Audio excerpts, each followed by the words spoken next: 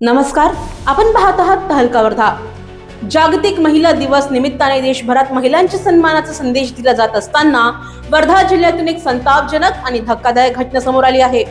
पुलगाव येथील पोलिसांनी राष्ट्रवादीच्या अजित पवार गटाशी संबंधित नेते दिवाकर गमे यांना तरुणीच्या लैंगिक छळ प्रकरणात अटक केली आहे। पीडित तरुणीच्या तक्रारीवरून पुलगाव पोलीस स्टेशन येथे protection of children from sexual offences act म्हणजेच पोस्को ऍक्ट आणि इतर गंभीर कलमान्वये गुन्हा दाखल करण्यात आला आहे। प्राथमिक माहितीनुसार पीडित मुलगी 2022 साली अवघी 17 वर्षांची असताना आरोपीने तिला नोकरीचे आमिष दाखवत वारंवार शरीर सुखाची मागणी केल्याचा आरोप आहे। मागील काही दिवसांपासून आरोपी व्हॉट्सअॅपवर अश्लील फोटो आणि व्हिडिओ पाठवून तिला त्रास देत होता। या छळाला कंटाळून पीडित तरुणीने अखेर पोलिसांकडे धाव घेत तक्रार दाखल केली। तक्रार मिळताच पोलिसांनी तत्काळ कारवाई करत 7 मार्च रोजी आरोपीला अटक केली आहे।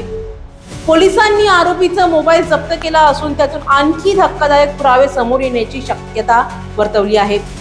दरम्यान महिला सन्मान आणि सुरक्षा याबाबत संदेश दिल्या जाणाऱ्या महिला दिनाच्या पार्श्वभूमीवर उघडकीस आलेल्या या घटनेमुळे संपूर्ण जिल्ह्यात संताप व्यक्त केला जात आहे। या प्रकरणाचा पुढील तपास पोलीस अधिकारी करत आहेत। भागातील इतर बातम्या आणि अपडेटसाठी आपण पाहत राहा तहलका वर्धा। धन्यवाद।